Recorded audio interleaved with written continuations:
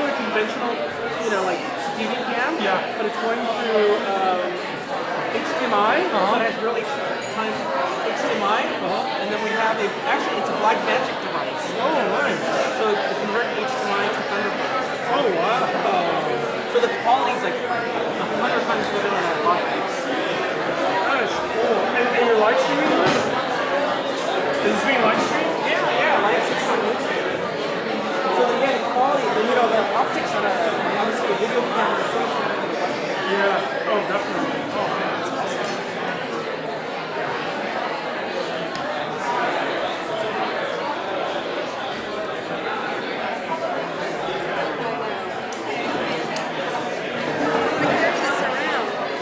Fish taco class.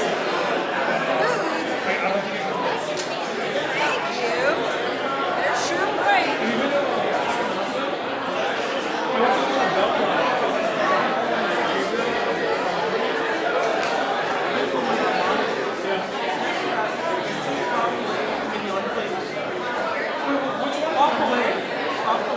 Wait, I'm on Army, right?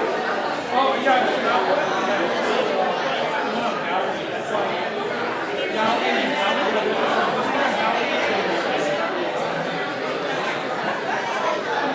Yeah, I know the one you're talking about.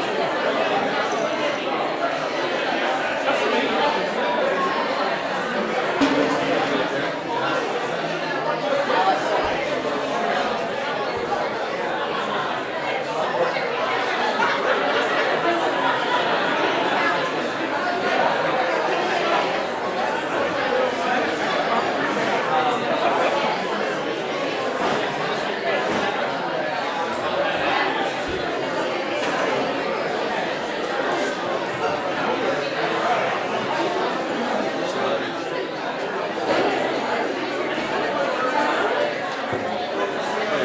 How's it going, Mike? Nice work here. I'm just resting house. Yeah. He records the stuff for, like the higher resolution cameras. Yeah. And then I record it for the higher. Oh, nice. Okay. Are you, like, WordPress? Yeah, like, I just try to tackle on as many events as I can, yeah. I joined the WordPress group and I use WordPress, but I've never been to a WordPress meetup. A couple of them were like, Right. and I have a lot of other things, it just never worked out. Yeah. WordPress is actually an enjoyable application. Yeah. And even after like Yeah. this is good for like theoretical. Yeah, I will. Kind of more of a cross.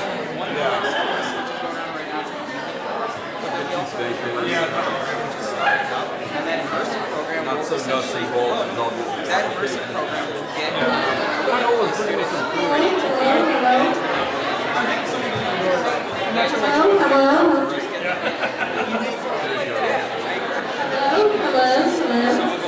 Which one is mine, man? You like stars? These are phenomenal. Sorry, I didn't know. Yeah, I've had children in the last year. We've been to Komodo 3 times in the last year. This is the only location. No, the Venice location across the street from Google. Great. I flew out of Boston yesterday and I got some brisket, barbecue, like brisket tacos. Oh my god. I'm all about the little gourmet tacos. Yeah, I mean, like, I'm just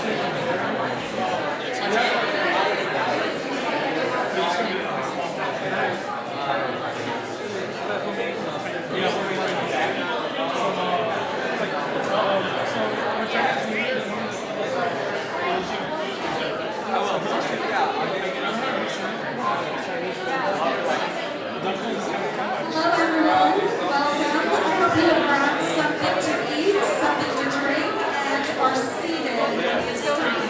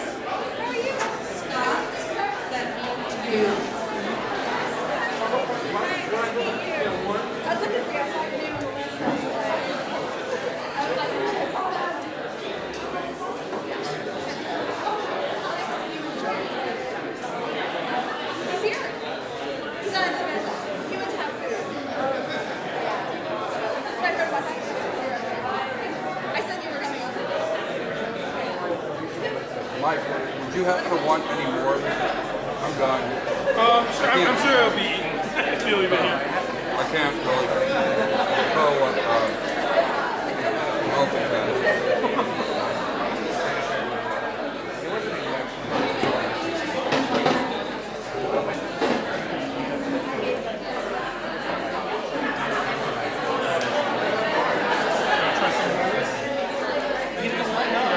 I ate one. I'm good. It's a little spicy. I got like.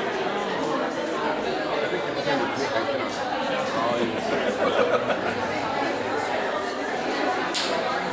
It's really good.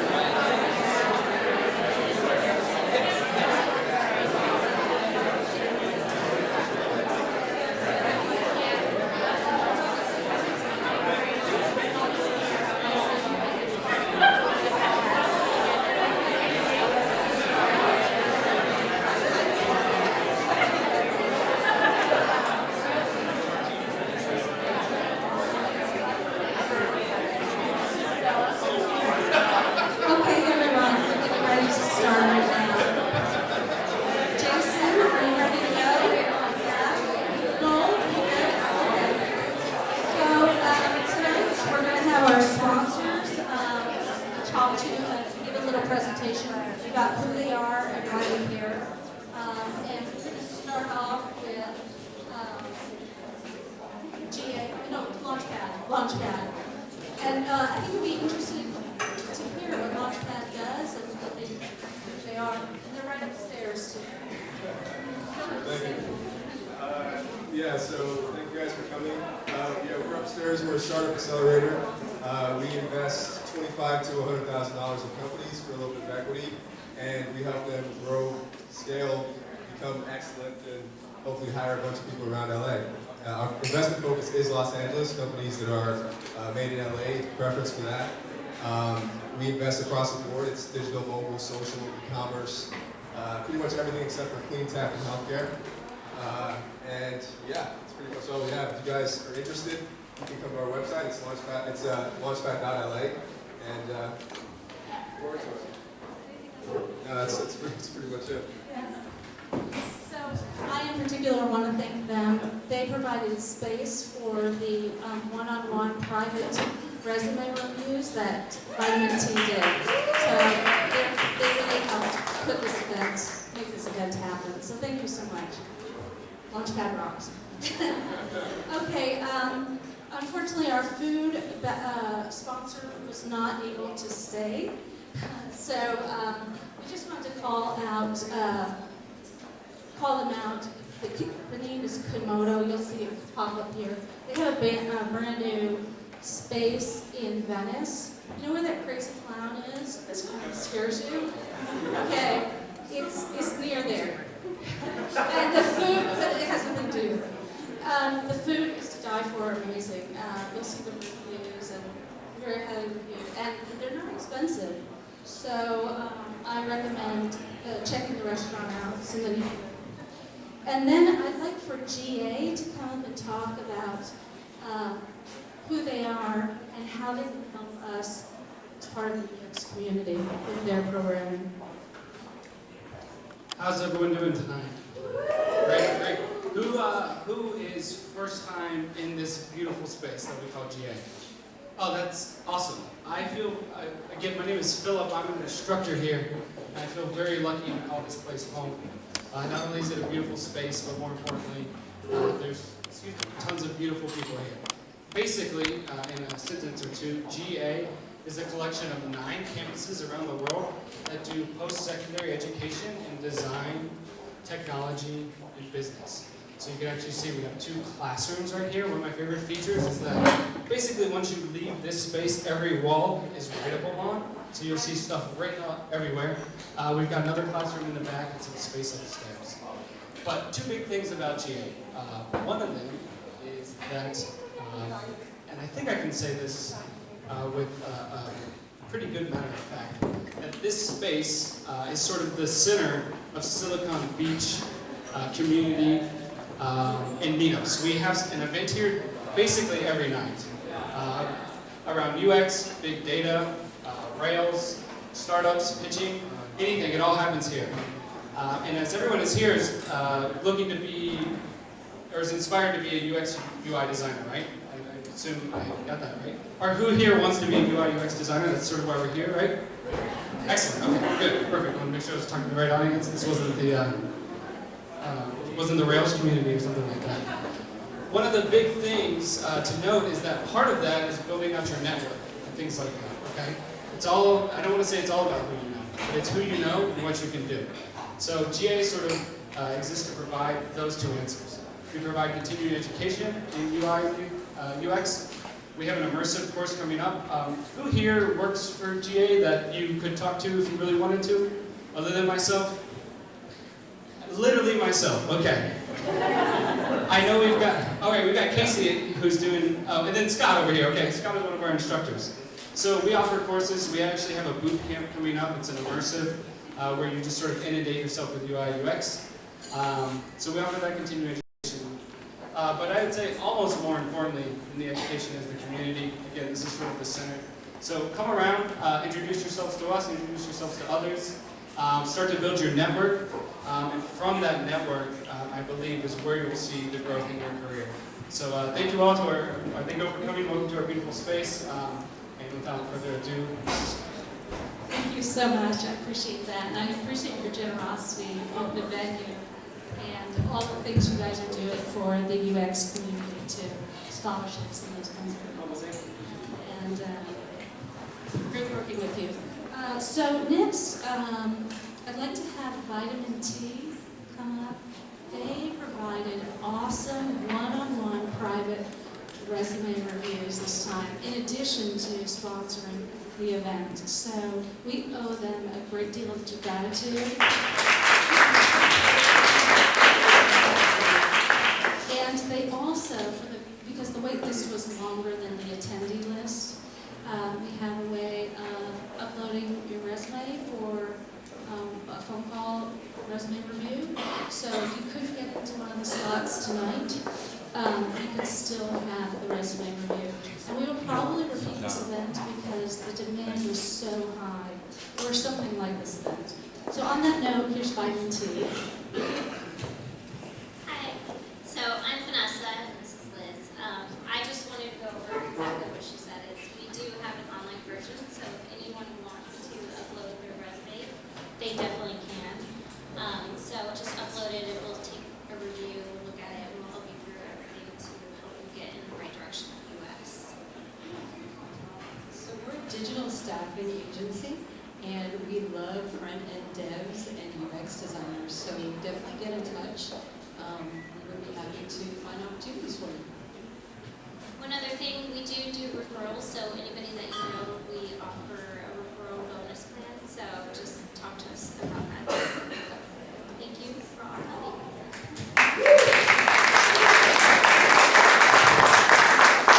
Vitamin T has been supporting our efforts for a long time, including the UX Breakfast Club, which we hope to kick off again this year. Maybe our first event will be a portfolio discussion with a Vitamin T expert, a manager, and then 2 people who are curious on the topic. So look for that. But yeah, they sponsor a lot of what we do, and we're very grateful for their help. On that note, there's a relatively new invaluable resource that has become available in the last few months. It's called UX Radio. You can see the logo up there on the wall, and it probably will come up here on the slide. And Laura is responsible for that. And she just released some really good podcasts. So, thank you. Thanks, Crystal. So if you haven't heard, we did launch UX Radio, and these are podcasts for IA, UX, and design. And the purpose is to educate, inspire, and share resources with all of you. So it's a service to the community, and we hope that you find great inspiration and great learning and really valuable resources. So please go to uxradio.com, listen to a podcast on your commute. They're kind of around 20, 30 minutes. Some are longer if the person talks longer. And that's okay, because they're conversations. It's meant to feel like you're in the room with us. And you're getting to know them, but you're also learning something that's really valuable. I'm super passionate about it. The motivation is not to make money, it's just, again, to serve the community. So I really hope you listen. I hope you enjoy it. And any topics that you'd like to hear, any speakers that you have in mind, please let me know. Oh, yes. So we have a plethora of speakers that we've already talked to.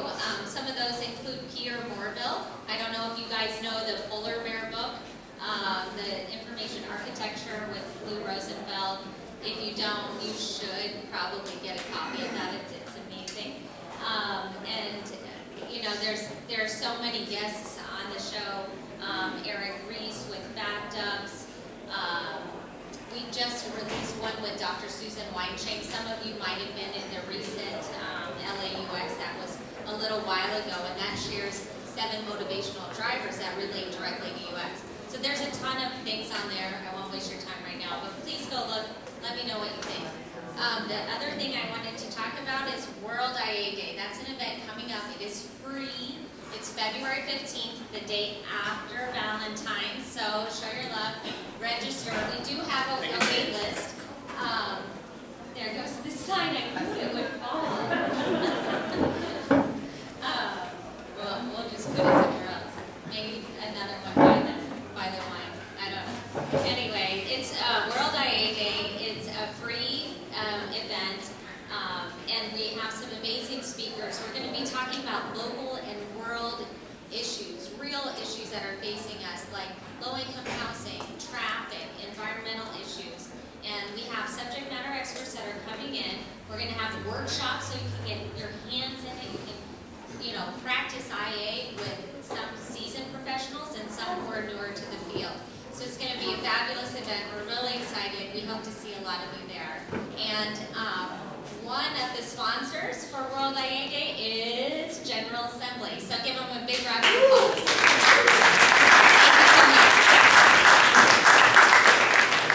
So we have a couple of giveaway drawings that we're doing at the end of the event. So if you haven't received your ticket, you can get one up in the front.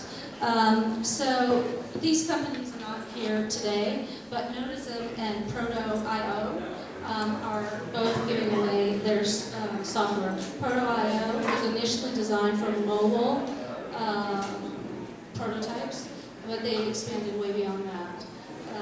And Notism is a great tool to use with clients who aren't so tech savvy. They can write on the comps and kind of explain what they're talking about. So it really helps with communication. Udemy also is a sponsor. Zenify, the drink. You should read the science behind it in relation to dopamine and serotonin. And Heisen PR is our PR company. And Media Contour. Luke, are you here somewhere? Luke. There's Luke's hand. So Luke covers most of our events, and they end up in UX Magazine. So we're really grateful for that partnership. So I wanted to encourage everyone to tweet tonight. We have a hashtag UX Life Path. If it's too long to type, you can just type LAUX, pound LAUX. And then I think we're going to put the hashtags and stuff up there. wanted to mention a couple of the interesting things that are happening in the community. We have a person who is doing free UX office hours.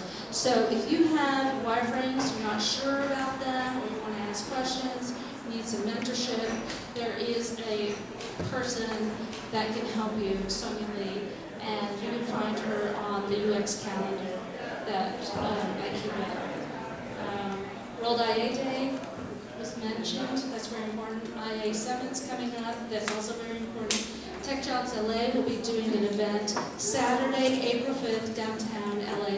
There will be some awesome workshops, paid, unpaid, and an opportunity to work with other communities, or to meet other communities. So at the end of the evening, we'll do the drawing, and I wanted to have all of our volunteers stand up so we could say thank you to them, because they are awesome. There were more than two volunteers. So actually, we had about 50 sign-ups. And then we're going to have an after party at Copa d'Or. So on that note, I wanted to ask Laura to come forward. She's been a good friend of Angel Anderson's for a very long time, and I wanted to have a good friend who had a long history introduce Angel, and then she will introduce the moderators, the panelists, and we'll go with that. Thank you, Crystal. If you haven't met Angel, you've got to meet her tonight. She is fabulous, and you'll love her automatically. She is the VP of Experience Design at CPB, and she leads the UX team there, and they work on a lot of amazing projects. Some of them include Whole Foods, Vitamin Water, Applebee's, and they're doing some amazing work with the Bill and Linda Gates Foundation. Angel also has coordinated a lot of different events to help designers. She's been a UX job seeker, and now she hires talent, everything from the intern level all the way to the director. So she has a wealth of knowledge. She understands what people are looking for. And what she's going to do tonight is moderate the panel and really help clarify how you can find the perfect career fit. So please welcome Angel Anderson.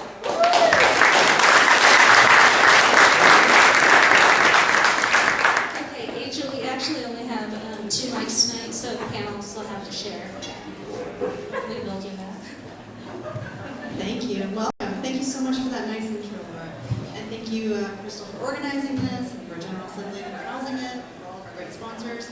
Tonight, we have a real treat because we have 4 folks from the community who are going to offer a really interesting perspective on the background that you need, the skills you need to cultivate, and also, once you've got those skills, once you've got the portfolio and resume, how can you actually nail it in the actual interview? So, without further ado, I want to bring up our first panelist, which is Scott Carruth. Scott, as you know, Scott works here with General Assembly folks. He's also been doing this UX practice for quite a long time. He started his very first startup in '97. And since then, he's launched over 200 websites and applications. He also lives a little bit of a double life. So by day, he is the managing member at Philosophy, but by night, he's a UX instructor here helping new folks come to the craft. And before settling into this field, he had a background in visual design and then very, very briefly investment banking, which is, super odd. We're not going to talk about that. Okay, great. Well, I'm going to make you talk about it. But before I do, our next panelist is Chris Morbido. So come on up, Chris. So Chris leads a similar kind of double life. You are a group director of UX at Blitz, but you also are an adjunct professor at the Media Design Program at the Art Center. So 2 people who are working day by day and then teaching the next generation of designers by night, or by weekend, I assume. Okay. So Chris, over the 12-year career that he's had, he's won multiple awards, Webbies, Addies, IDAs, awards at South by Southwest. And in addition to his award-winning work, he's also got some work shown at the Red Cat Theater. Now, that's visual design work that you've done, correct? Yeah, a little bit of graphic design and visual design.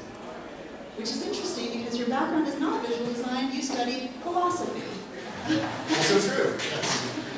He holds a degree from UCLA, a Master's of Fine Arts, is that right, in graphic design, but also a BA in philosophy. And I really wanted to dig into this a little bit because we've got such a diversity of backgrounds. I think that's really interesting. It speaks very well to like how many different flavors of UX practice you can have depending on what background you come from. Next up is Hannah Galloway.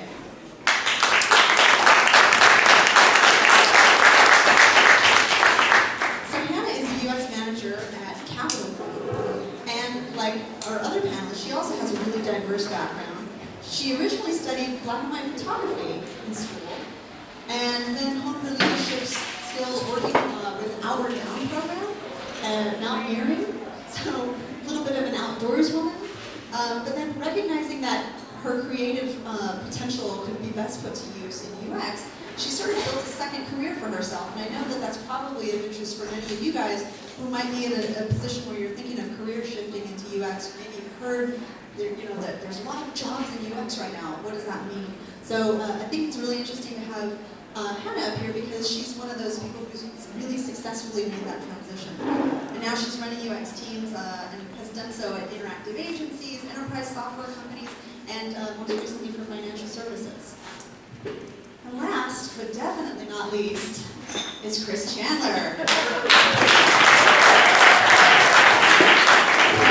Chris barely needs an introduction in this community because back in the day, he actually was the guy who started up the UX meetup. So if you haven't met Chris, he's the real guy that you should meet tonight. So don't come talk to me, he's the guy. You should talk to everybody. Oh, sorry, that's one of the things we'll say later. Yeah. Well, Chris, as I said, barely needs an introduction. But for those of you who don't know him, he is now the Senior UX Director at Fandango.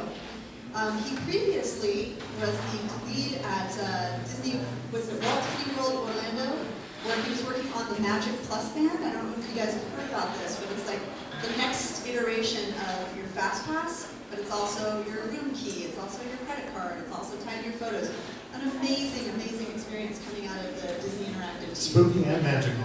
I like it. It's a creep factor that I'm comfortable with. Chris also has taught, co-taught, lectured, been a huge leader in the UX community, and he's a huge proponent of the agile lean approach to the design process, as well as problems of prioritizing between work, between parallel independent teams. It's kind of a mouthful. Sounds really boring. Wish I'd read that out loud. So this is our illustrious panel, and as you've probably heard from their intros, they all came from a pretty diverse background. So before we go much further, I want to kind of get a read on the backgrounds that we have here in the room. So can we get a show of hands? How many of you right now are in school studying interaction or user experience design? Can we get a show of hands? How many of you are students? Way up, all the way, don't bend those elbows. Okay, and how many of you are in the early stages of your career, like first to maybe second or third year? Okay, so quite a bit more. How many of you are moving into that lovely phrase, seasoned, where you've been through some battles, you've delivered some projects, 4 or 5 years plus? And then, can we get a show of hands from our salty dogs, folks who've been in this for 10 years or more? 10 years or more. Okay, so what's interesting is I'm seeing much more of a mix than I thought I was going to see. I thought we were going to see more students and more folks who are earlier in their career. What I'm seeing is much more of a broad swath. So another question I want to ask is, how many of you are career shifters, where you're actually in one thing, but you've been hearing this thing about UX? Okay, so this is actually our big group. It's our career shifters. Okay, very, very interesting. So you heard before, there's this really beautiful, wide swath of backgrounds: photography, fine arts, psychology. I want to hear from you guys about your unique backgrounds and how that led you into your path as a UX designer. Because I'm hoping that something in your story can help shine a light for some of the folks here tonight. So I'm going to go ahead and pass down mics, but since you've got one in your hand, Chris, why don't you go ahead and start? Let's see. So I studied anthropology as an undergrad at UCLA in the 90s, and ended up getting a master's degree in urban planning, both of which have actually helped me surprisingly, I think, as a user designer, UX designer, mostly because they're histories of failures. Both of those disciplines are mostly projects that have failed because people forgot to ask the people involved. Like urban planners like to build big things and they always destroy neighborhoods and forget to ask people what they're going to do. And anthropologists have got a long history of failure in the developing world of projects that are supposed to help people that don't end up doing that. That's the line that I draw.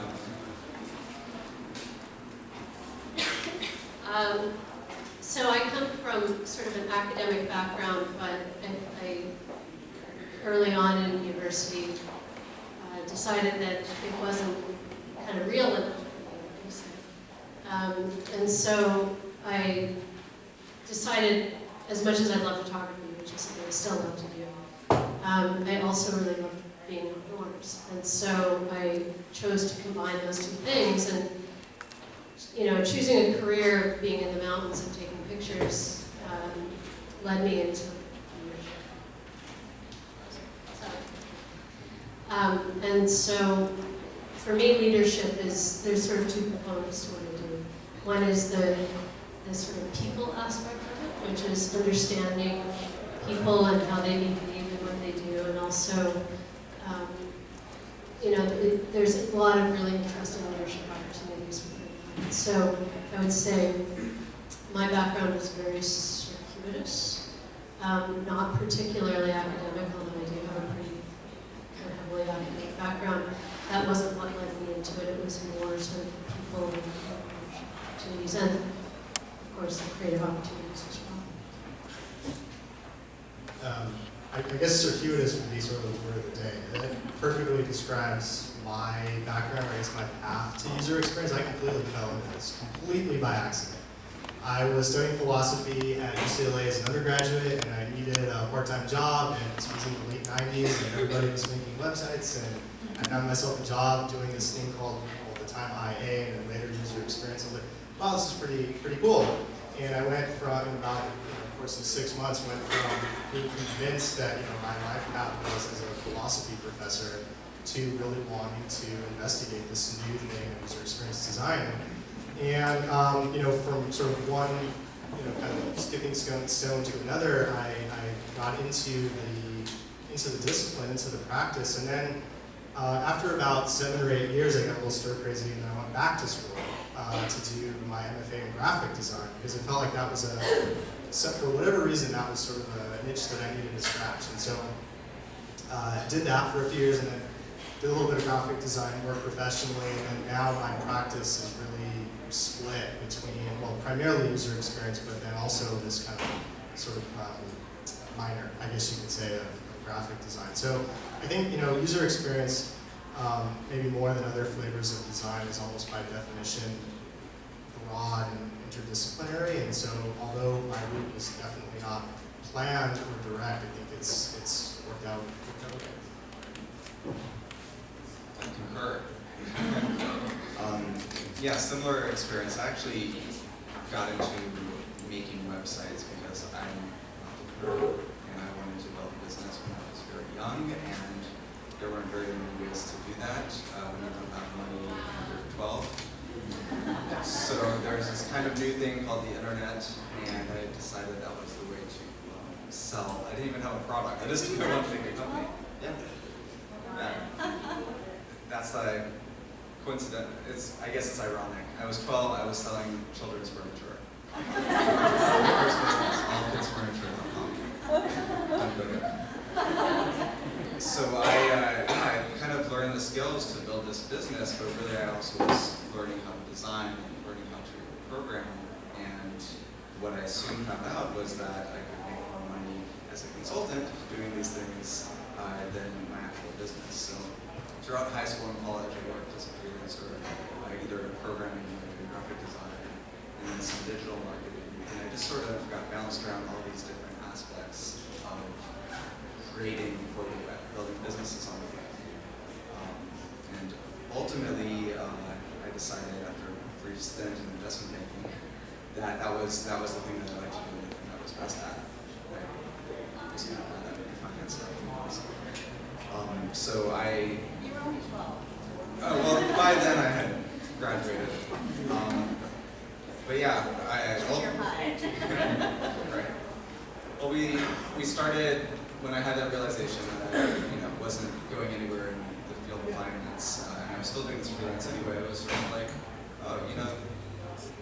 we could do this professionally. So I started philosophy with a friend, and through the act of doing very many projects professionally, I came to become much more sophisticated about what it was we were doing. And around the same time, the term UX became increasingly popular, and I realized that was kind of what I was doing. And when I got involved in GA, it really accelerated my knowledge of the field, and I sort of put into retrospectively put into place a lot of the academic knowledge that I didn't get in the study. So, yeah, just like you guys kind of fell into it. So what I'm hearing is, for a lot of us, and this was in the 90s, a lot of it was right time, right place.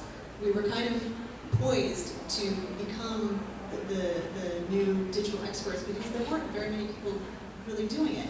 And we all found ourselves, I had a similar kind of origin story that I'll not go into here because you've heard so many really good, interesting ones tonight, but I had a similar circuitous route. I used to think that it was really hard for the first generation of designers because there was nobody else doing it. We kind of had to pave our own way. But what I've come to believe lately is that it's actually harder for the next generation, for you guys now who want to transition into this, because the reality for us is when we just started out, we started calling ourselves IAs or started calling ourselves interaction designers or calling ourselves user experience professionals. It was still new enough that a lot of the senior management above us didn't know what the hell that was, and certainly couldn't sign off on whether or not we were doing it right or wrong. So we kind of had an easier time of it because there weren't a lot of expectations for us at that time. But now, for the new crop of folks coming in, there is a certain bar that's been set. Now we expect people to have a certain level of baseline core skills, enterprise skills, soft skills. There's a whole range of multidisciplinary skills that we expect folks to have. So with all the diverse backgrounds up here now, I want you guys to talk about what kind of skills you're actually looking for, because there is an expectation. When somebody shows up now for an interview, there is a certain set of expectations that you bring to the table. How is that different from what you experienced, and how do you reasonably hold somebody to that expectation, given that the landscape is so different now than it was for you? Who wants to take that?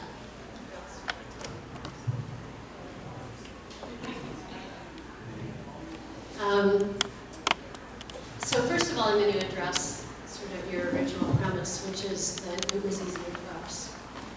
I got my first gig in the spring of 2001.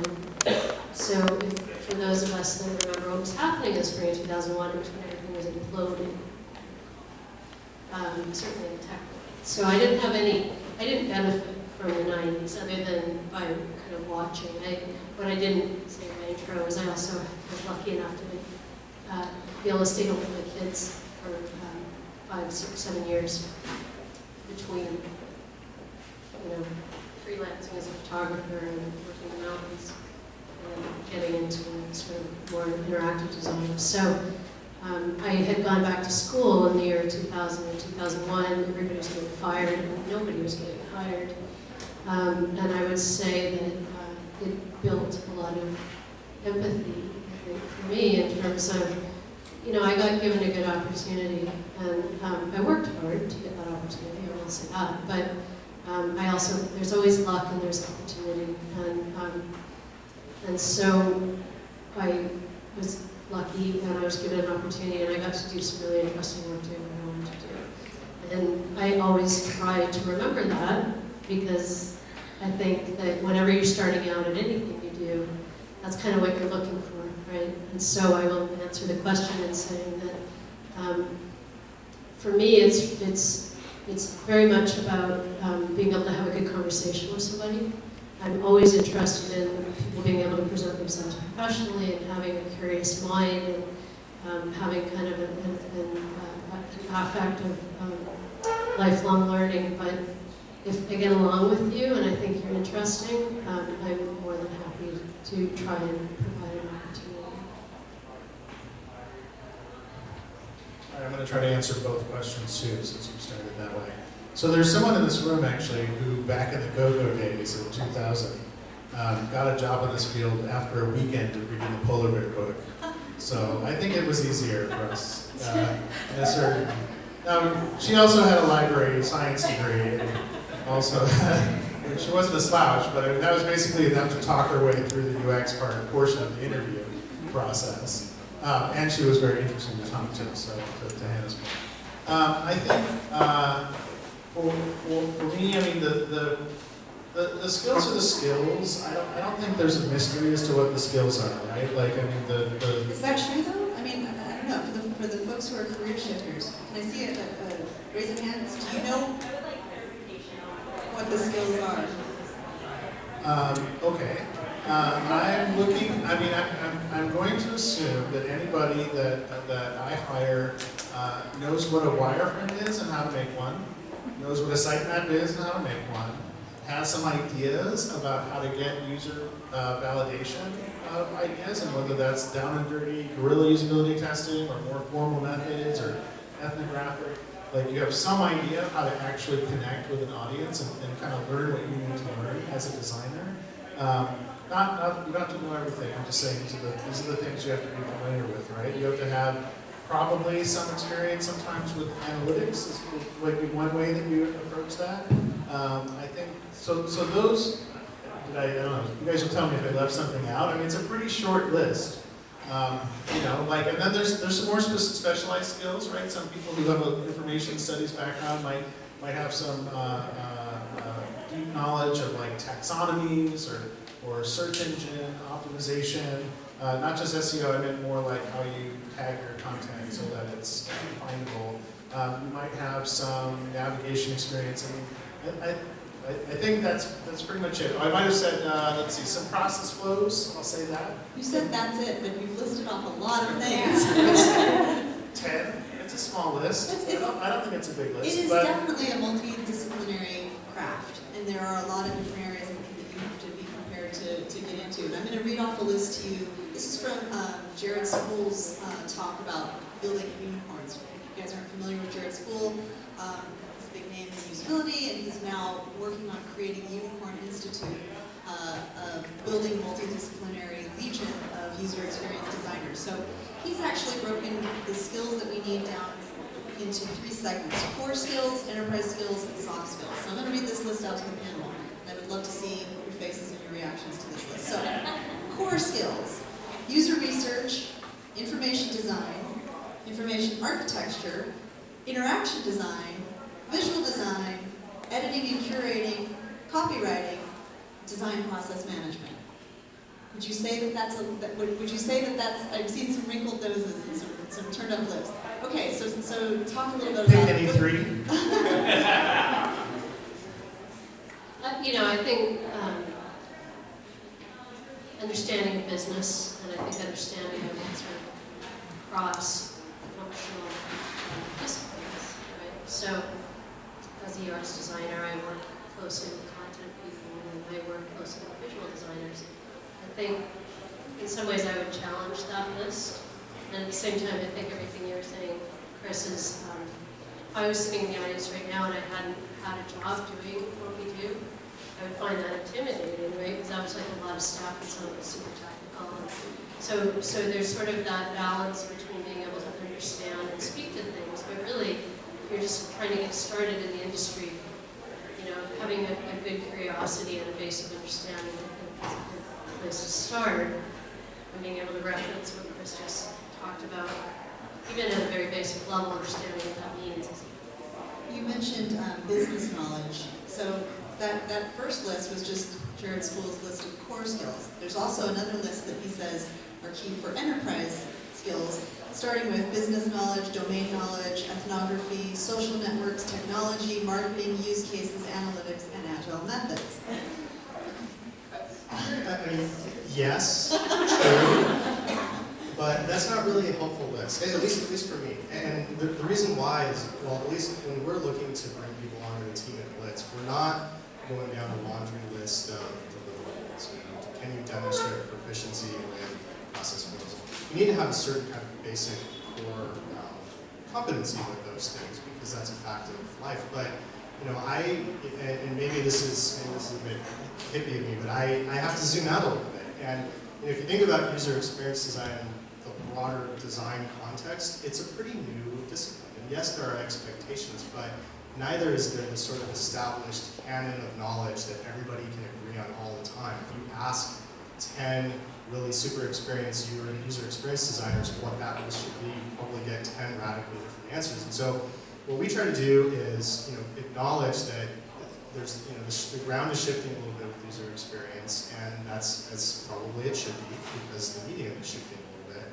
And so what we're really looking for are people who are innately curious to learn and who are good at collaborating. That's interesting you say that, because part of his list for soft skills is collaborating, empathy, storytelling, critiquing, facilitating, presenting. So what's interesting is, what I'm hearing is there's, you know, not necessarily a laundry list, but there's a certain mindset that you're looking for. You mentioned somebody who's creative, curious, and you know, easy to talk to. I imagine empathy is high on the list for personality traits for everybody who's looking for a good user experience designer. Sorry, you look like you're about to add something there, Scott. Yeah, there's something that hasn't been said yet that I kind of feel over and over again when I'm involved in these conversations, which is depending on where you're working, problems you're trying to solve, different skills become more or less important, right? So from an instructor's perspective, I can say that GA in our sort of intro to design classes covers virtually all those topics, if not all of them. That's very similar to our curriculum. And the reason we do that is because I think people should be exposed to all of these different aspects that may be considered part of UX and get a sense for what they're good at, what they like to do, and also to get a sense for maybe where they fit into an organization and what kind of organization they fit into. Because some UX jobs tend to be very research-based, right? So if you come from the social sciences, or you have that kind of affinity towards wanting to validate things, put a scientific method around it, talk to users, make sure it works, then there's a place for you. But if you are a graphic designer and you want to learn more about how to make websites or mobile apps that work better, or you want to be more efficient at laying out interfaces that maybe have complex interaction, then you're more on the design side of the spectrum. And having an awareness of all these things is going to make you better, but not everyone is an expert at all of them either. I'm glad you brought that up. In an agency context, especially in a smaller agency, you're asked to tackle a pretty diverse set of projects. And we have about 10 folks on our team, and so to cover that much ground, we have this sort of major-minor concept, not dilemma, but everybody has to sort of major in user experience, but everybody we ask to come to the table with a minor. For some people, that's graphic design. For other people, that's library sciences, maybe psychology. And so what we try to do is construct a team that's a little bit greater than the sum of its parts, because everybody has a little bit of a different, at least secondary focus. We call that secret sauce. And it's actually interesting.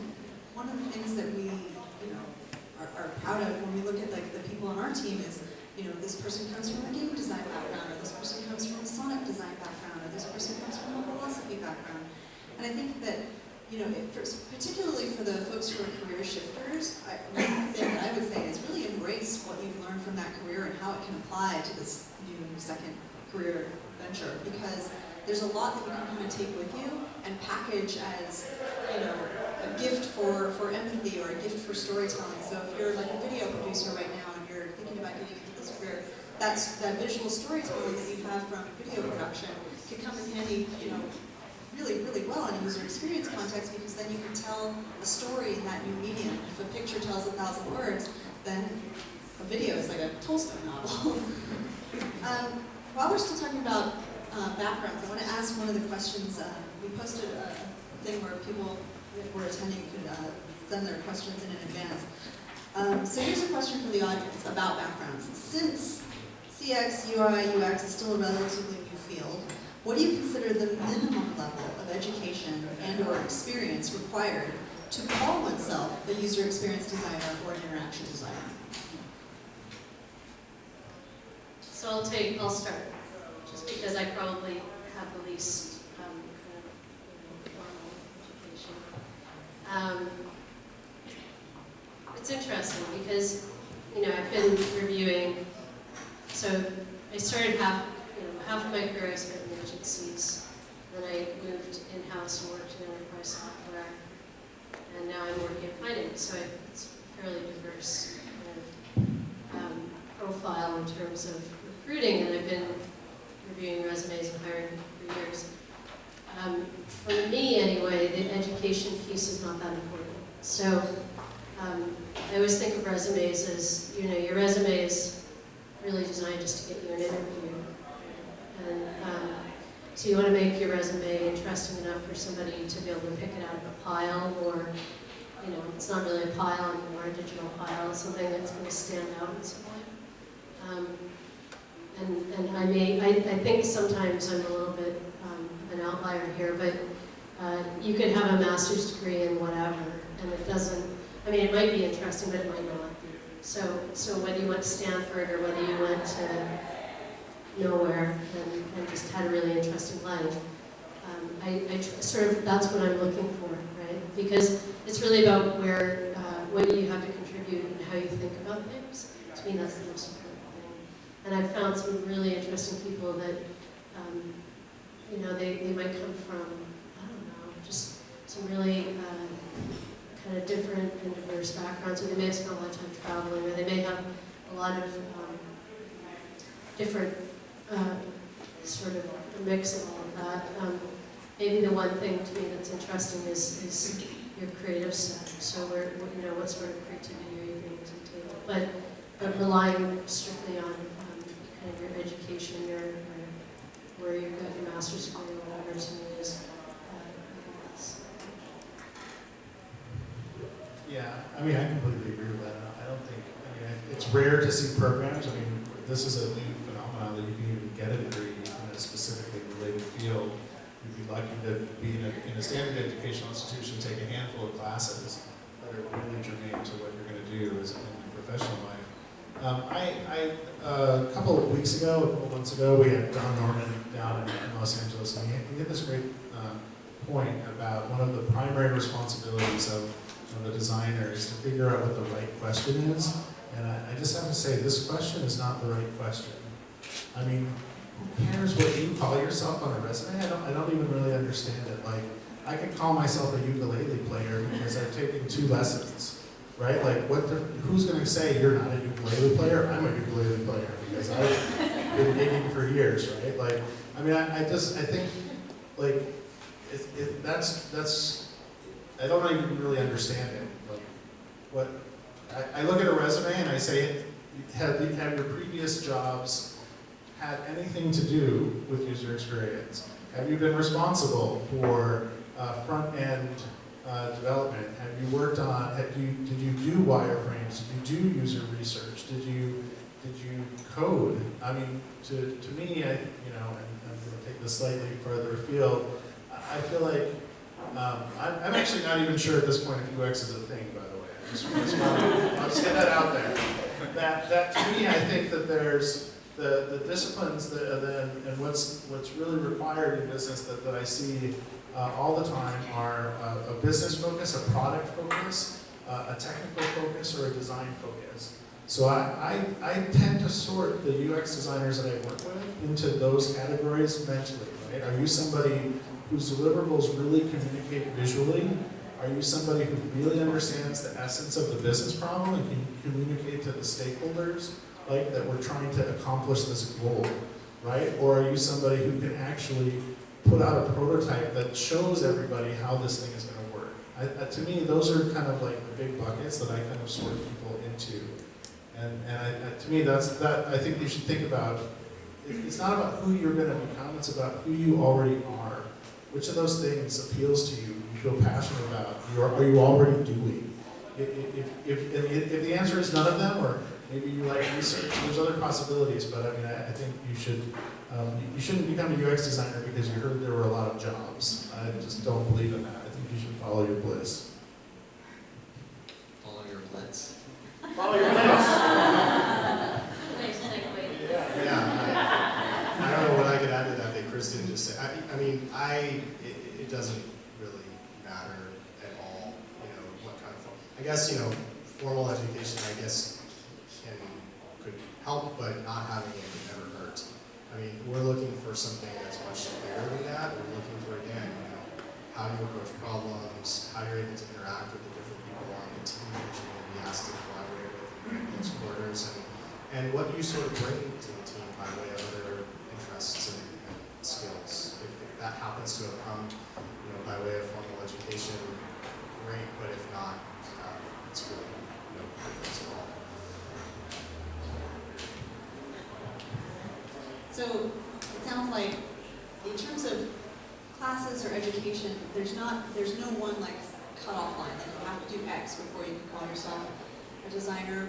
It sounds really like you have to be doing X before you can call yourself a designer. It's not about the classes. Certainly we're past the days where you could have read a book and just call yourself that because you can talk your way through it.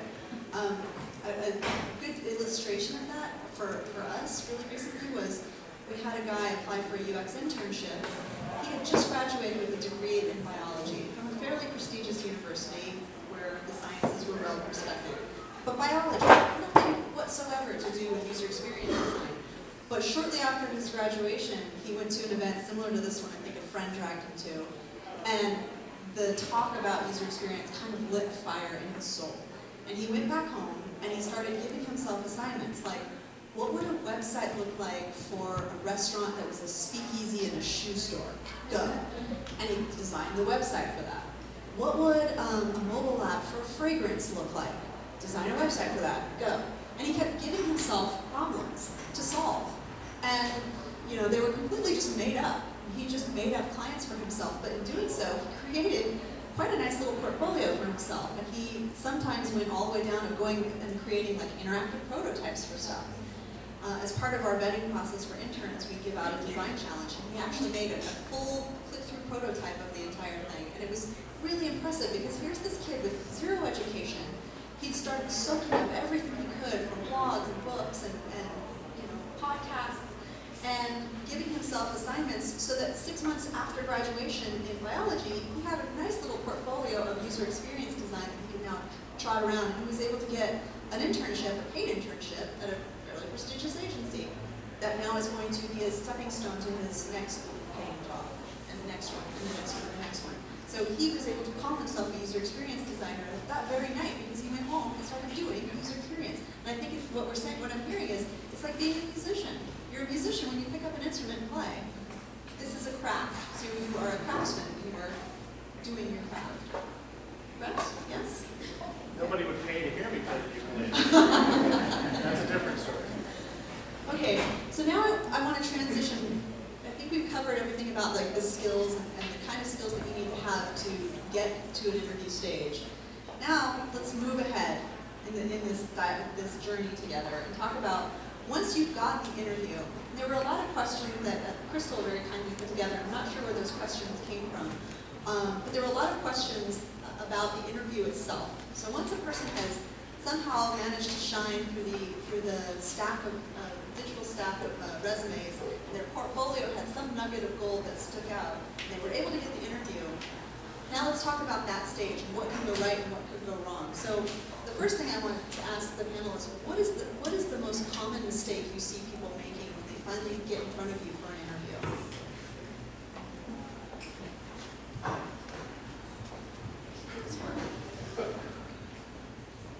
I think not knowing which part of the job you're doing.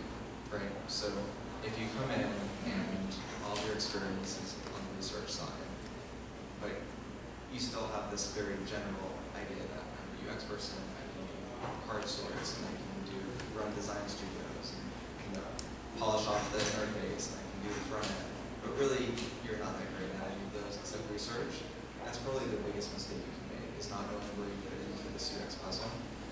I'll leave it at that. You guys want to go along with it?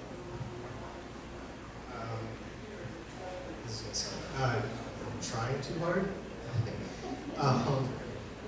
You know, I think it's really clear when folks come in for an interview, and it's really clear when they've tried a little too hard to kind of squish their particular resume and experience into what they think that I'm looking for. I'd much rather talk to somebody a little bit more authentically, even if it's not a perfect fit as far as exact skills or experience. Because again, what we're looking for are people who are kind of interesting and good to collaborate with. And sometimes there have been really great candidates that we've gotten that sense from the first interview. Like, there's probably something more here, and we'll bring them back for a second interview and take them to coffee, something a little bit more informal setting, and then all of a sudden you see what they're really all about. It's like, oh wow, now I see you. This is going to be a great fit. So I guess that's a long way of saying trying. So maybe trying too hard is sort of self-confidence, right? And I think authenticity is important too. So I think I've already said that I'm not, I'm not a checkbox person. I don't need to see a list of stuff and check off the boxes. If I think that you're smart and you're a good problem solver and you're creative, and I don't just like you, but once you've sort of met my colleagues and we all sort of share a perspective, that's usually enough. So, I think that there's a couple of steps. So the resume part is not trying to be an expert at everything, which these guys have already said, but people try and do that on paper too, right? They're an expert coder and a designer and a researcher or whatever. And I mean, I've been doing this long enough to know that I know nobody's an expert in all those things. If they are, they're very rare. So, and you've only been doing it for 2 years, and you've only spent like 3 weeks in each job. So looking for a job. Not going to happen, right? So just feel okay about your skill set and be honest, because I think if anything I would want people to take away from this is that I think we're pretty open-minded about this, right? I mean, you do your homework, understand who you're interviewing. I work for a company called Capital Group, not Capital One. It's different, right?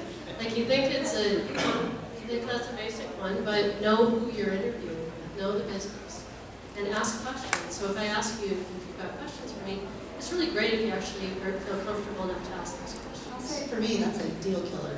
If you could have the best interview ever, if I get to the end and say, so do you have any questions for me? And they say, no, that's it. There's no going past that point, because that's shown me that you lack one key ingredient for a user experience designer: curiosity and the ability to tap dance when you talk. Like, you need to be able to come up with something. Even if I've already answered every question you have, ask something. Because otherwise I'm just going to think that you're not interested, you're not curious, and you can't think on your feet. And so it's done, dead. That is an absolute pet peeve for me. I think that's a great answer, by the way. I wouldn't have articulated it that well. I think, I would say, like, the one really easy thing that you could do in an interview that people don't do is do a little research on the company that you're going to. I'm surprised how many people I interview who haven't looked at the website or mobile app that we're going to be working on, right? Like, it's kind of an easy thing. And it's funny because in an interview process, when I bring up a website or a mobile app, the usual reaction is horror, right? Like, oh no, don't look at that, we're redoing that. Like, it's, like, I don't know what people are afraid of exactly, but I want to take a step back here and say, just to realize that if you get the interview, first of all, realize that I already want to hire you, okay? Like, I don't interview people who I think would be wasting my time, right? You don't make it past that, right? Like, time is extremely precious. You get into the interview, you don't have to worry, and this is getting to Hannah and Chris's point, I think, about trying too hard. I have and getting to the point about collaborating and working on a team. I care about passion and I care about honesty. The most important thing you have as a designer, in my opinion, is your honest opinion. That will serve you better than almost anything else, your ability to share your honest opinion. So types of questions that I like to ask people are, so tell me about a time when you and the visual designer really got into a big argument, right? Like, I want to know how you deal with conflict. And people who say, oh, that never happens. I'm like, liar, right? Nah. Somebody told me, I interviewed a guy a couple of years ago, and he looked on a bunch of projects, and they said, tell me about what happens when you realize this project is way late and beyond and over the budget. What do you do? And he said, that never happens.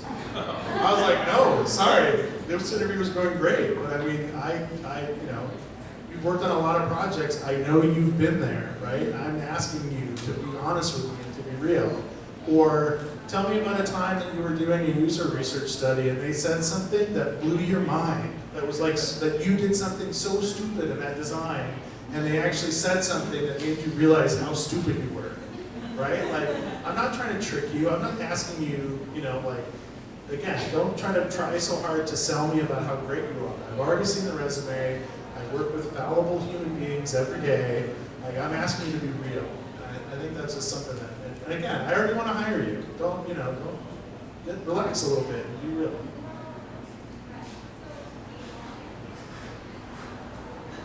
Okay. Another question I had about the interview itself is, what is the thing that you most want to hear? You talked to Chris about the fact that if a person's already in that chair, you want to hire them. What is the phrase or the kernel of the conversation that is music to your ears that makes you go, aha, I've really found somebody here? What's that magic moment for you? I don't know why Chris interviewed. I want to hear your answer. Okay, so like I said, one of the things I'm really keying on is passion about UX work, right? And so what I like to hear is, what blogs are you reading? What conferences have you been to? What article have you just read that blew your mind about mobile? Like the work we do is so hard and changing so fast all the time that I want to hear that you're really into it.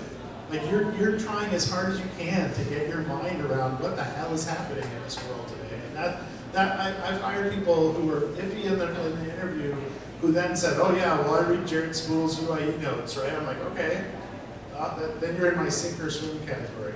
That's how I grade interviews, right? Like, I think this person's awesome, this is a no, all right, sink or swim, we'll see how it goes. I think It's possible. I make mistakes all the time, by the way, in the hiring process. I don't know. I don't know if there is such a thing, to be quite honest. I really try and look at each person as an individual, but I will say this, that this maybe sounds shallow, but I don't mean it that way.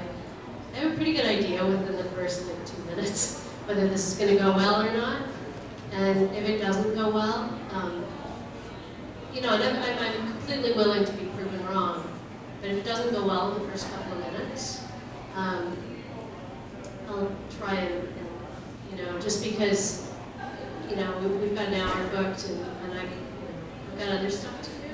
And I don't want to just sit around and talk about stuff when I know that this isn't going to be a good fit. So I do, we're all nervous. We all interview. It's not a comfortable feeling, but I do think it speaks to that sort of underlying self-confidence that it's okay to be nervous, but it's really important to be able to present yourself, right?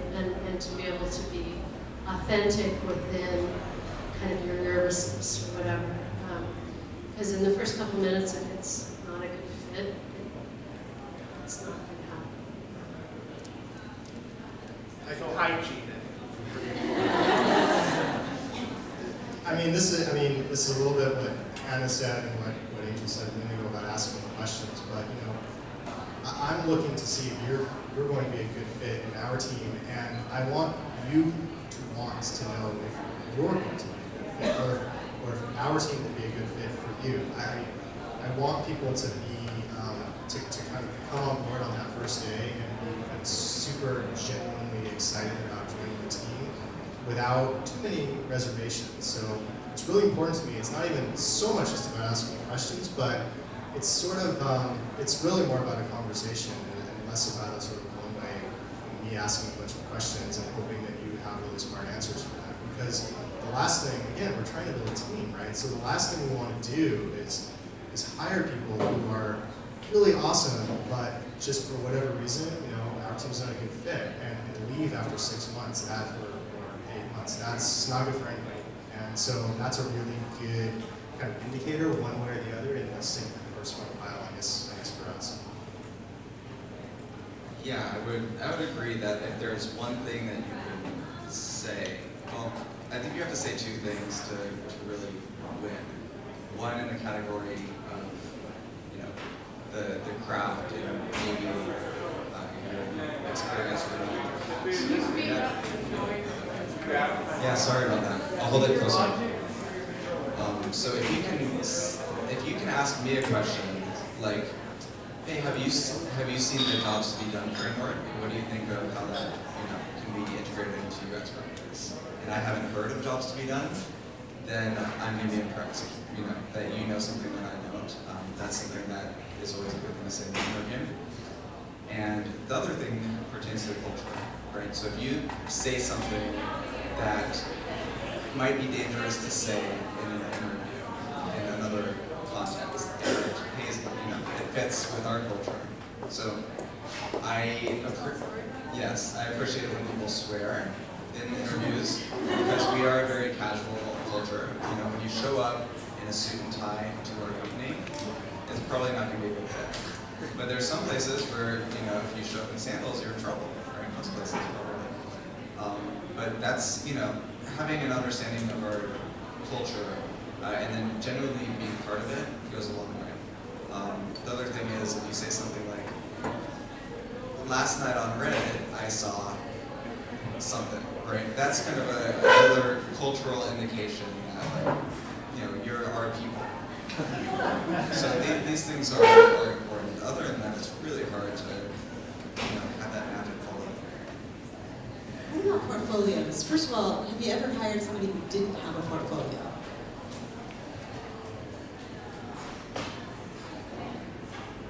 No. Okay. So let's talk a little bit about what to include and what not to include.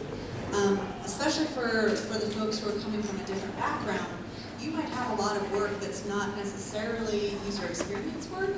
So I'd love to hear from you guys. What are the kinds of things, especially related to that work from my previous career, what should I include, what should I not include?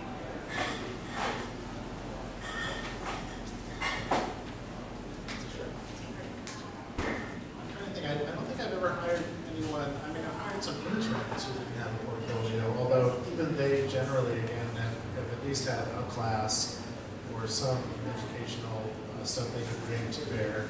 I did once hire a woman whose portfolio mostly consisted of pictures of her sign painting business. She painted windows. That was like her business, so she kind of talked me through the design problems that she solved and how she brought branding and, like how do you manage to do information design in that space, and she sold that really well. So, I mean, I think if you're in the interview and I've seen your resume, so I know where you've been, like, show me what you got. Like, if it's not directly germane, I'll let you know. It's not interesting to me, or I'll let you talk and see if you can convince me that it is interesting.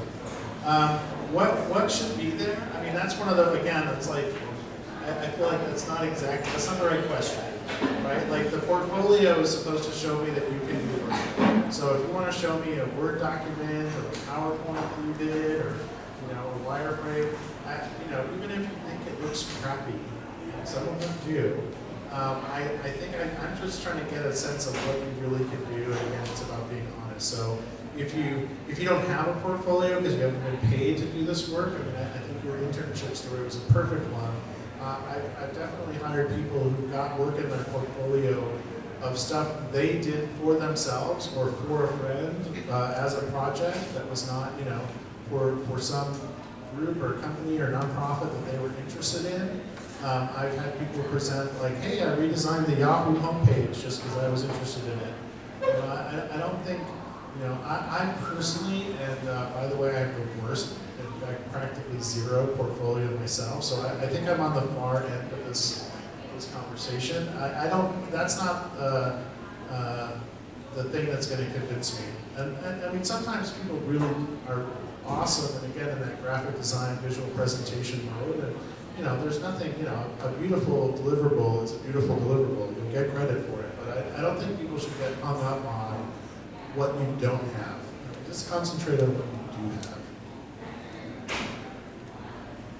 Yeah, I think I was hired at my first job, which I guess was an internship. I didn't know, so I think maybe if I was hiring an intern, I think what Chris is saying is right. You know, if you've done some work, just even to try, you know, maybe you took a class or you did something that had some type of a design artifact that you're willing to share. You know, don't be ashamed of it, just bring it and explain it, right? Be real about it. So it depends on the level, right? It depends what you're applying for. Now, if you're applying for like a non-senior, of course, a senior position is a whole other thing. But, you know, I hire interaction designers, right? User experience designers that are, you know, they organize information, we do a lot of functional work, a lot of, you know, complex business and user problems. So I do look at the quality of the deliverables, and by that I don't mean how pretty they are, but I can get a pretty good sense. User flows to me are something that I look pretty closely at, because I can get a pretty good sense of people's orientation by the user modeling that they do. And so that would be kind of an interaction design deliverable that is, I've seen them be very technical, which tells me that you're probably coming for a more technical orientation. I've seen them be too light, which tells me you're not really thinking it through. And then, so it's a little bit of a Goldilocks thing, right? When it's kind of just right, I look at it and I'm like, okay, I know, I can sort of determine how people are thinking by how they're presenting their information. We talk about like how people are presenting their work. I'm wondering if really that's just boils down to being able to show your process. So like in high school, when you're doing a math problem, the teacher always says you have to show your work. And it's not because, you know, she wants the dirty margin on her test pages, but it's because she wants to see that you know the formula for solving that problem and you know how to get from A to B. So it's not just about answering this particular math problem, it's about applying that formula again and again and again. Not to say that, you know, one methodology fits all in design, but understanding that there is a process to go from chaos to fully realized concept. Is it really about showing your work? Is that, like, in your mind, what your portfolio should really do? I mean, for me, it's a little bit of that, but, you know, and even for senior people, it really surprises me how many people start off an interview and don't realize that the interview is an experience design. Where, you know, the last thing that you would want to do is you know, sit down at the desk and pull up, you know, a folder of half a dozen PDF files, each with 40 or 50 pages of wireframes, and kind of walk me through each one. Here's the next wireframe. Because, well, first of all, that's not, we're talking about empathy for users. Well, in this case, I'm your user. And I don't want to sit through that. It's boring. I want you to tell me a story about how you solved the problem. Don't put the emphasis on the deliverables that you've created. Although important, that's almost incidental. That's the sort of the showing your work of the problem that you've solved. So help me understand, put your work into a little bit of context, and don't make it so kind of hyper-focused on the pages in your deliverables. We'll get to the details later. There was a really interesting question from the audience on this topic. Somebody asked, most of our work while employed is confidential and can't be used in a portfolio. How do you recommend that I include my work in my portfolio in those situations? Anybody want to respond? Chris, I can just feel it bursting forth from you. I'll just make mine short and sweet, strip it out.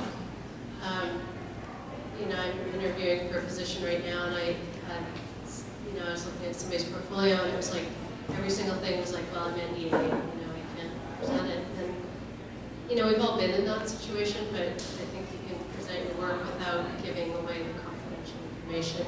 it requires more work, absolutely, but Yeah, I mean, it just seems like that's the answer. If you're really concerned, right, if it's something that you really know is top secret, and I worked on a 4-year top secret Disney project, so there was no way I could show any of that, right? Like even stripping it out was not really possible.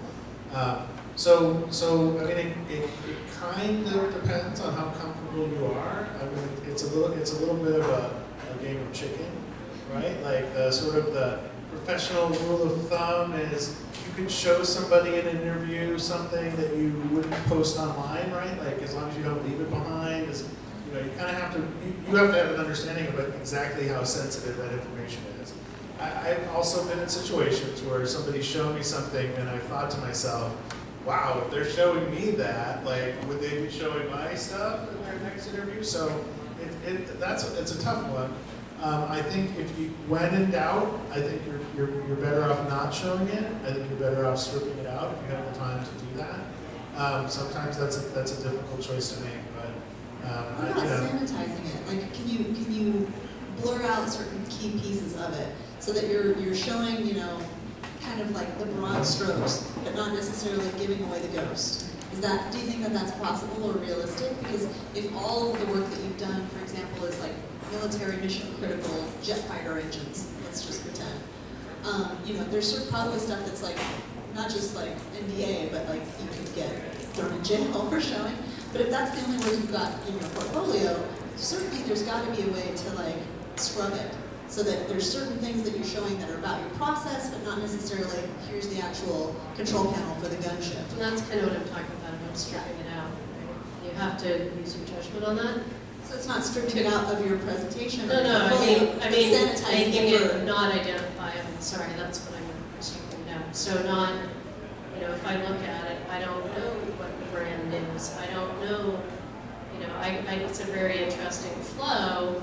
I know that you work for such and such a company, so I might infer, but there's nothing here to show me that that's exactly what it is. And to be quite honest, I don't really, you know, and let me just say the other thing is for folks that have agency experience or are looking to work in agencies, you know, people tend to stand on brands a lot. Oh, I've worked for Subaru, I've worked for Toyota, I've worked for Nike, whatever. Like everybody does. So it's not really, that to me is not that interesting. I think it's more about, you could take out all that brand stuff. It doesn't really matter to me. I'm really kind of interested in the quality of the work. Yeah, I don't know how much more I can add to that. I think, you know, it's just, you know, it's about being sensitive to the fact that you're presenting sensitive information, and I think, you know, really it comes down to a judgment call. You obviously, when in doubt, strip it out. But I think as long as I'm picking up the sensitivity to the confidentiality of your previous clients, that's kind of good enough for me. I want to know that you're going to treat the work that we do together with a similar degree of respect. But I also realize, you know, this is the real world, and there's some gray areas sometimes in this case. We had a candidate today, actually, that I was interviewing for a visual design position, and she handled it really neatly, where she had her portfolio live on a website. We were looking through it. She was highlighting certain bits of work that she thought might be like interesting and useful and illustrative of her skill set and what she brings to the table. But then when I started asking her questions about a particular path of design, she said, well, I don't have this in my portfolio. You know, it's a little bit sensitive, but I can show you this other stuff. And then she brought up certain files that she was not printing, not leaving there for me to look at. They were just on her screen for a flash of a second. She was able to show me some of her work in this other vein that I was particularly curious about, without necessarily violating any of the terms of her agreement, because nothing was going to get saved or left behind, or even end up on a server. It was on her laptop, showing it to me for a moment on her screen. So I thought, you know, that showed that level of sensitivity that I think is really important. What are some of the mistakes that you see people make in their portfolios? So if you come to an interview and show me some wireframes, and I ask, how did you make these? You say, well, I thought really hard, and then opened OmniGraffle and spent a lot of time on it. That's a mistake. And that's really not just a mistake, but that's kind of a misconstrual of what we do as user experience designers. I think you have to dedicate yourself to the process and be able to provide a lot of context about the problem you were solving and why you were solving it, who else was involved in the team, because that's really the complexity of the work, and I think that's what separates an intern from even a junior person, is having an understanding of this process. So that's the biggest mistake you can make, and I think it. What about user research, or like getting sent home on the problem with that? I'm not sure what you mean. Is that something? Yeah, so it might not be your role, right? But I'd like to see that you were involved in the research, or you interpreted some research, and you're able to say, like, here were my inputs, and we had someone else, maybe someone from the marketing department gave me the customer segments, and I had to do my best to interpret that as personas. I haven't had a chance to validate them yet in any way, because this was a very short project. There's all these constraints to projects, and you have to be able to tell the story and give me that context for me to really understand your portfolio. If all you're doing is creating interfaces in black and white, then that's not really user experience. So that's the biggest thing that I think differentiates people who can sort of have hiring for people who are just teaching.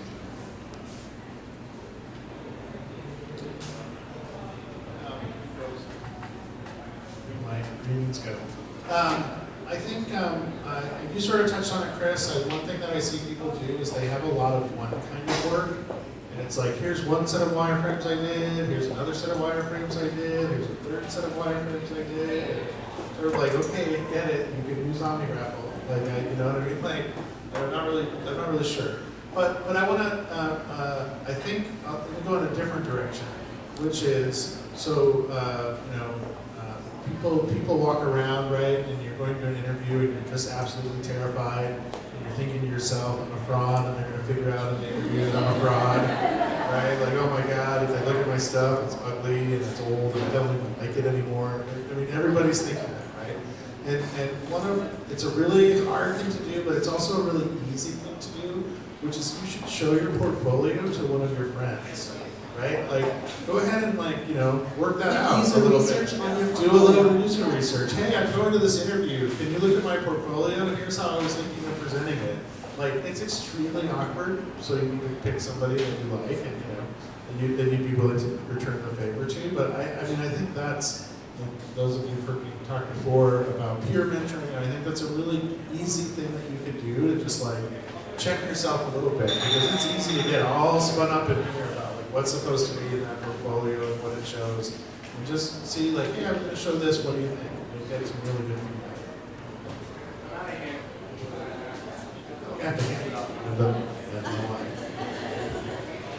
was going to say, we're living in a world now of different platforms as well. So I guess the question was, what do people do wrong?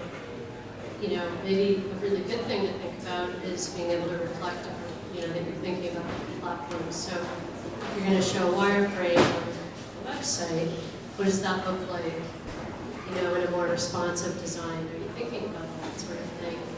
And then, the other thing is just, I guess, no, I think that's probably it, actually. It's just thinking about the fact that we don't just live in a world where everybody works off of the desktop. And then,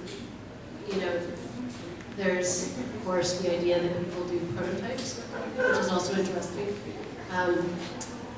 Having things locally when you're presenting it, because I think that might be a mistake, actually, is that people assume that they're going to have access to wireless, and so whenever I interview people, I always tell them to be prepared. Have, preferably not necessarily paper, I guess, but, just have something, have everything loaded up locally on your machine or your iPad or whatever on your machine.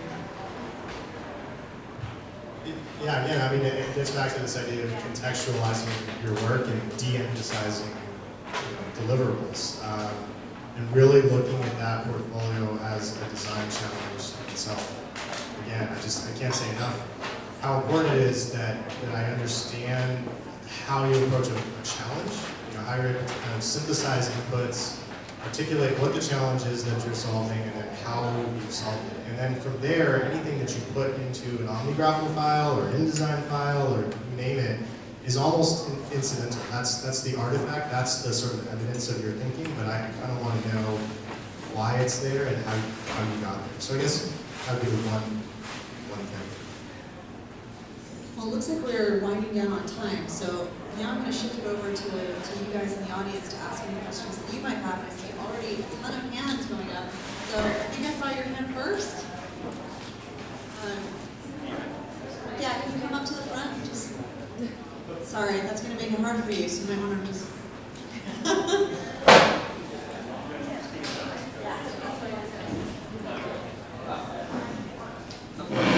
Hey guys, thank you for all your useful guides.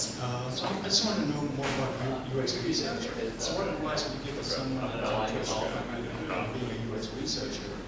And do you also expect researchers to be designers and have portfolios?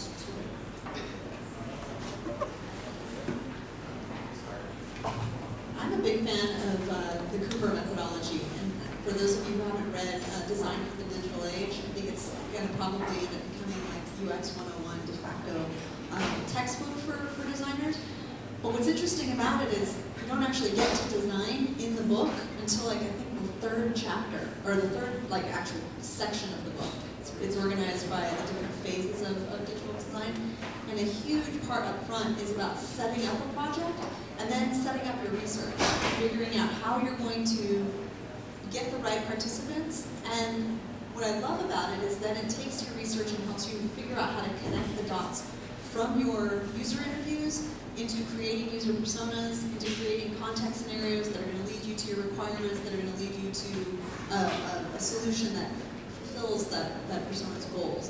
So my answer is, I think that they can be the same person, and often you get wonderful results when they're the same person. If they're not the same person, they should be very, very tightly paired and partners for that research phase, because it's one thing to be part of the research and actually be sitting in the room and you hear straight from the participants' mouth their actual trials and struggles, and you feel their pain, and that gives you a sense of empathy to really help you come up with the right solution. If you're just reading somebody else's notes after the fact, it just doesn't have the same fun. So I love it when I get to be the researcher, and if I can't be the researcher, I love it when I'm partnered with a researcher very, very closely. And that book talks about that process as if it's either the same person or a tightly integrated team. Can you repeat the title of the book? It's Design for the Digital Age by Kim Goodwin. I was just, I agree with that. Being part of a design team, if you are more towards that research orientation, you don't want to be doing it alone. You want to be healthy and part of a cross-functional team where you have the project manager, at least the design or the interface designer doing that aspect with you. But it doesn't mean that you are not, you don't have that visuospatial ability, but you're interested in UX, and maybe you have some background in research, or maybe you don't. You don't have to be both, right? I think there are jobs, there are organizations that really value having people who are just great researchers. And there are a lot of materials besides that book. Also, Steve Crow, that stuff, just introductions to usability testing, for instance. And then Nielsen Norman Group has a lot of research-oriented articles on their website. Those things are really great primers if you're just looking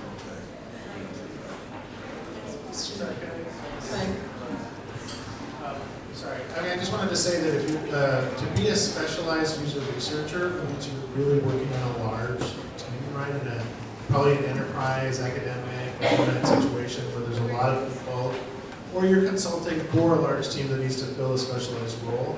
I think user researchers should absolutely have portfolios, but I'm really curious about what you did, right? Like, what was the method that you applied to solve what problem? What insights did you generate?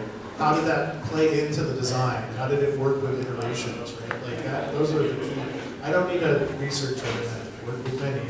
who think of themselves as a gatekeeper, who think of themselves as my, I'm going to make sure those designers don't just go and do whatever they want. So I'm going to hold them to task. And I don't think that's right. I think you want somebody who at least has a design thinking approach and can fit and work in that world, in that space.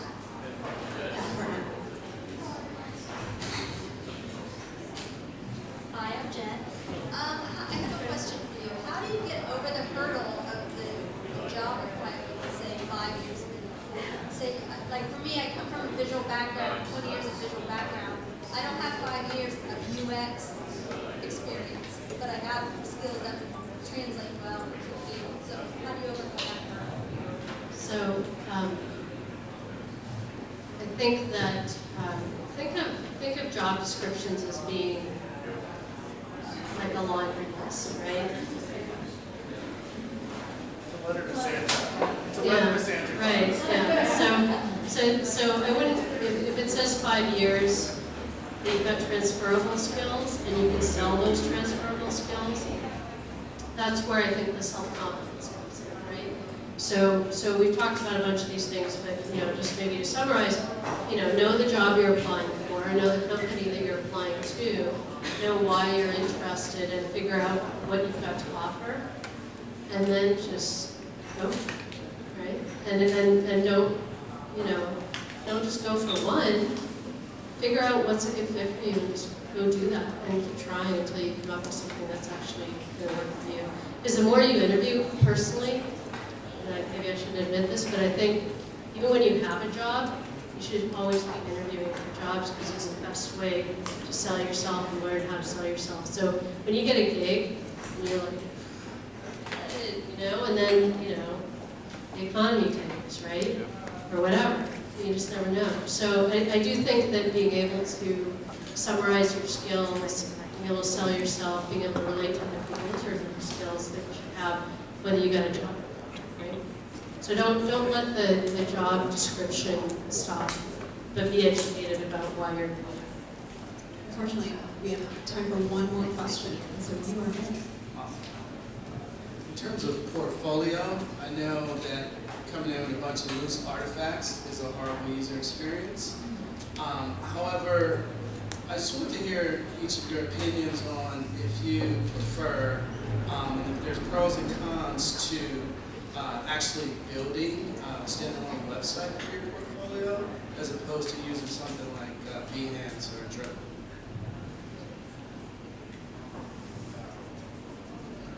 When you say do you mean like a custom website versus something like Behance? Yes. Well, it depends on what you want. It depends on your audience, right? And it depends on what you want to use that site for. If the site is really just meant as an index of some work, but really that's fine. But I see that as really just an extension of your resume. That really all that does for me is tell me that you have some skills developed in design or OmniGraph or whatever. That's great. But so it doesn't really matter as long as you have some vehicle of cataloging the work that you've done, then that's fine. But what I would say is, and what I'd said previously is that if you come into the interview and pull up whether it's a custom site or a Behance site or whatnot, and just kind of click through the links, then that's probably not going to get you too far. Yeah, I think you have to probably have something special that you, like, even if it's just like a stack of images or a stack of one sheets that you're going to hold up and point to as a case study. Maybe it's a PowerPoint that you put together or a keynote. I think it's a good idea to come in with a spiel specifically for that particular interview, rather than just say, oh, you've seen my portfolio, now I can talk you through that stuff. It's kind of always good if you've got like a story ready to go, like a spiel, really. Like you were saying, somebody said, think of the person across from you as your user, and you're designing an experience for them. It's all about letting them know who you are when you bring to the table. And I'm just going to end with, where I started with, I don't think that's the right question. I think if you have the skills to build a site to showcase your work, by all means do it, right? Like that could never be a bad thing unless you weren't really good at it. I didn't like the way it looked. No, I mean, that would never be bad, but it's not a requirement, right? Like nobody should get in their head like, oh, I need to be able to build my online portfolio or else nobody will believe I actually know what I'm doing, right? Like I've seen all the entire spectrum. It shouldn't be a barrier. It should be something, if you're passionate and you want to build a portfolio site to show me your portfolio, cool, I'll give you credit for that. But if you didn't, I'm not like, well, you didn't have a, I didn't like his animations. That's pretty static, that PDF. Nobody's thinking that. Okay, I think that was our last question. So Crystal's going to come back up and talk us through the raffle, prizes.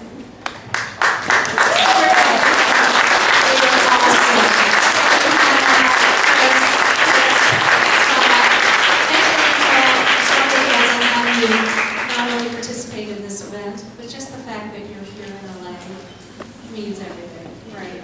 So I have a couple of things. I want to open up the floor for community announcements, and job openings, and other events. So if you have anything like that you'd like to share, please stand up, speak very loudly, and let us know. Anybody?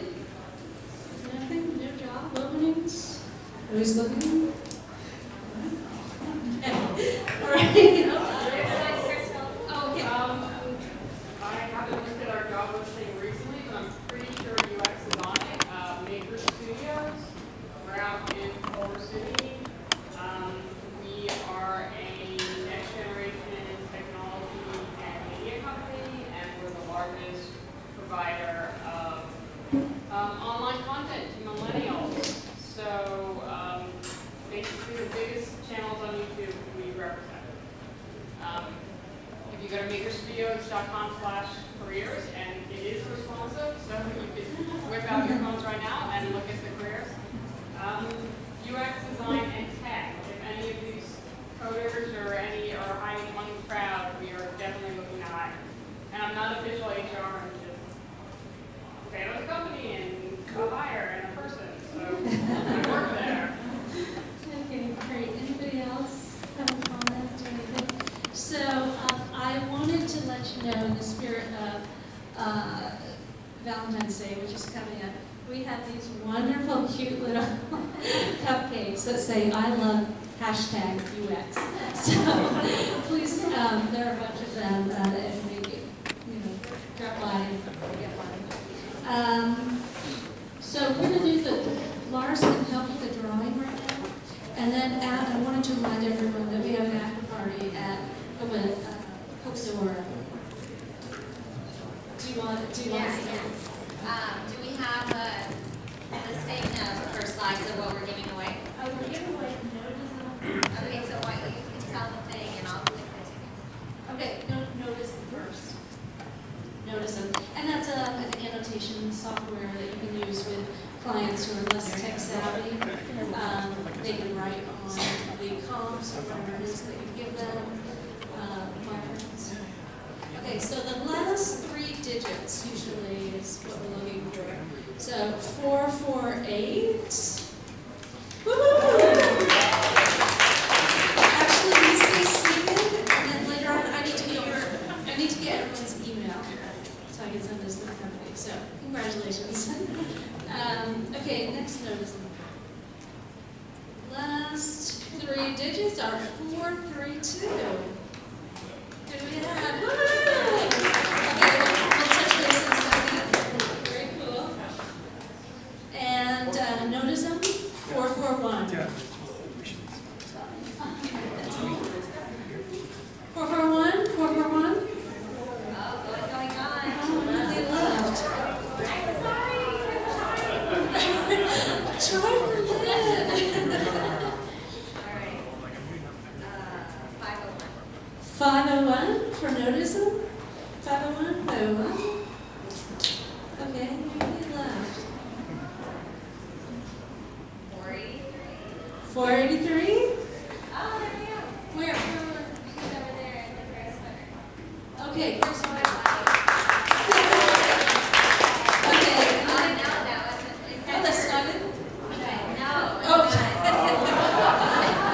So what is Is it? it somebody else 483? 483? No. Why we're trying to give you cool stuff.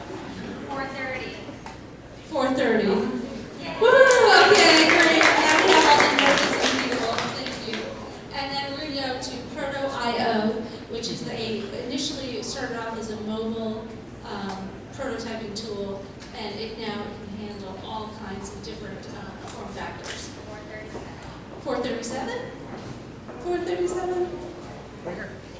Oh, yeah, okay, there we go. We got 437, okay. 474? Don't be shy. Okay. 442. Okay, great. Okay, come back after we're all done here. And this is the last one, 447. Lynn, is that you? Okay. We got a winner back there. Okay, great. So on that note, we are finished. I would appreciate if everyone could throw away anything that they were using. We need to clean up the space.